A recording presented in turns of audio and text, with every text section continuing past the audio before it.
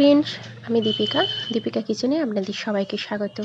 আজ আমি আপনাদের কলার ডিম দিয়ে খুব সহজে একটা কেক রেসিপি বানিয়ে দেখাবো, যেটা খেতেও খুব টেস্টি, বানানোও কিন্তু খুবই সহজ।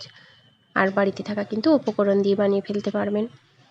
আর যারা আমার চ্যানেলটা প্রথম দেখছেন অবশ্যই সাবস্ক্রাইব করে পাশে থাকবেন আর পুরো ভিডিওটা দেখার অনুরোধ রইল। আশা করি আপনাদের ভালো লাগবে। তাহলে চলুন আমি রেসিপিটা শুরু করি। আমি এটা কিভাবে বানালাম। আর এরকম একটা রেসিপি আপনারা কিন্তু বাচ্চাদের টিফিনে বা স্ন্যাক্সের জন্য বানিয়ে দিতে পারবেন। আশা করি ওদেরও ভালো লাগবে। তাহলে চলুন রেসিপিটা শুরু করি।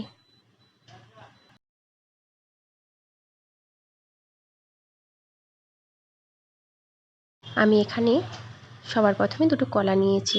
আমি ছালটা ছাড়িয়ে রেখে দিয়েছিলাম। এবারে একটা ডিম ফাটিয়ে নেব। এবারে এখানে ডিম আর কলাটা একসাথে ম্যাশ করে নেব। আমি একটা কাঁটা চামচ নিয়েছি। এই কাঁটা চামচের সাহায্যে কলাটা ম্যাশ করে নেব। খুব ভালো মতো কাঁটা চামচের সাহায্যে ডিম আর কলাটা একসাথে মিশিয়ে নেব, এভাবে একটু হাতের সাহায্যে।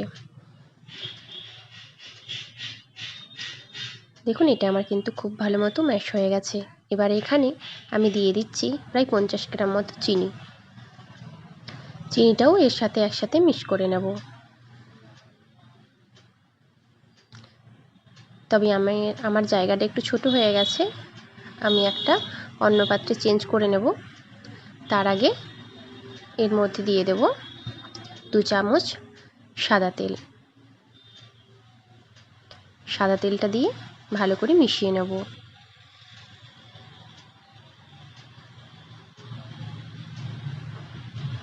আমি সমস্ত উপকরণগুলো একসাথে দিয়ে তারপর একটা অন্য পাত্রে ঢেলে নেব। আর আপনারা যদি প্রথম থেকেই একটা বড় পাত্র নিয়ে নেন তাহলে কিন্তু আপনাদের পরিবর্তন করতে হবে না। এবারে এখানে দিয়ে দেব এক বাটি, মানে ছোট বাটির ওই প্রায় 50 গ্রাম মতো ময়দা। আর দিয়ে দেব 1 চামচ চকো পাউডার। এবারে অল্প অল্প করে আমি কিন্তু আস্তে আস্তে করে একটু মিশিয়ে নিচ্ছি, কারণ যেহেতু আমার জায়গাটা একটু ছোট হয়ে গেছে। একটু মেশানোর পরে আমি একটা অন্য পাত্রে ঢেলে নেব।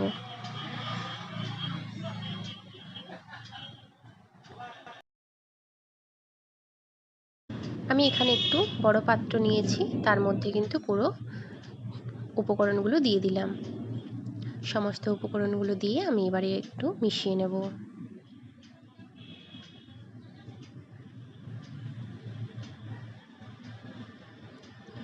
এবারে আমি এর মধ্যে দিয়ে দিলাম 1 চামচ ভ্যানিলা এসেন্স। ভ্যানিলা এসেন্সটা দিয়ে আমি এর মধ্যে অল্প একটু দুধ দিয়ে দিচ্ছি। দুধটা দিয়ে এবার একটু হালকা হালকা করে মিশিয়ে নেব। দুধটা কিন্তু প্রথমেই বেশি দেবেন না, অল্প অল্প করে দেবেন, কারণ এটা কিন্তু খুব বেশি পাতলা হবে না। এটা আর একটু ভালো করে মিশিয়ে নেব।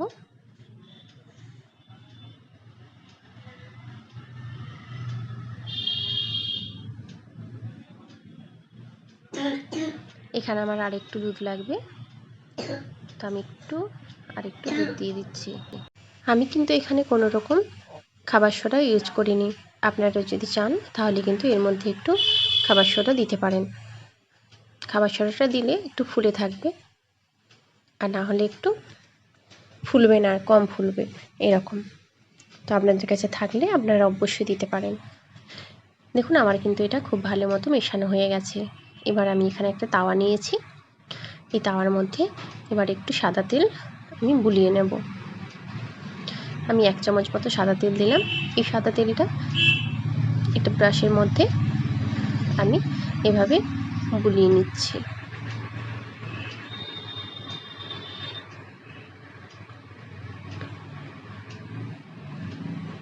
আমার কিন্তু এটা হয়ে গেছে। এবার এর মধ্যে আমি যে মিশ্রণটা বানিয়েছিলাম সেই মিশ্রণটা ঢেলে দেব।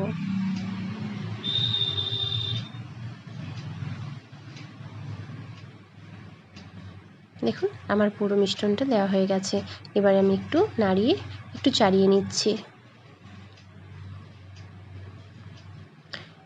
এবারে এটা ঢাকা দিয়ে আমি 15 মিনিট মতো লো গ্যাসে হতে দেব। এখানে কিন্তু কোনো রকমভাবে দমটা বাড়ানো যাবে না, লো গ্যাসেই বানাতে হবে। খুব বেশি কিন্তু সময় লাগবে না। দেখুন আমি কিন্তু 15 মিনিট পরে এটা খুলে নিয়েছি। এবার এটা আমি উল্টে দেব। আর এটা কিন্তু নিচে লেগেও যাবে না, খুব সুন্দর ছেড়ে যাবে। এই যে দেখুন, দেখেই বুঝতে পারছেন এদিক ওদিক সরে যাচ্ছে। এবারে আমি এটা উল্টে দেব। দেখুন কত সুন্দর হয়ে গেছে, একটুও কিন্তু ফেটে ফেটে যাচ্ছে না।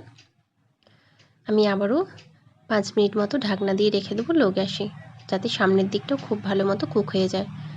এবার দেখুন 5 মিনিট পরে আমি খুলে নিয়েছি, এটা খুব ভালো মতো কিন্তু কুক হয়ে গেছে। এবার আমি একটা প্লেটের মধ্যে এটা নামিয়ে নিচ্ছি। এবার এখান থেকে আমি একটু কেটে আপনাদেরকে দেখাচ্ছি এটা ঠিক কতটা সুন্দর হয়েছে। এটা কিন্তু খেতে কিন্তু খুবই টেস্টি হয়। আপনারা যদি আমি যেভাবে বানালাম এইভাবে রেসিপিটা বাড়িতে বানান, তাহলে কিন্তু বুঝতে পারবেন। এই যে দেখুন, আমি যেহেতু বেকিং সোডা দিইনি, সেক্ষেত্রে একটু কম ফুলেছে, এটা দিলে একটু ফুলতো বেশি। তো দেখুন আমার রেসিপিটা আপনাদের কেমন লাগলো অবশ্যই আমাকে কমেন্ট করে জানাতে ভুলবেন না। যদি ভালো লাগে লাইক করবেন, আর আপনাদের কমেন্টগুলো আমাকে কিন্তু উৎসাহ দেয়, আর লাইক করলে আরও ভালো লাগে। আবার একটা নতুন রেসিপি নিয়ে দেখা হবে। আজকের মতো বিদায়।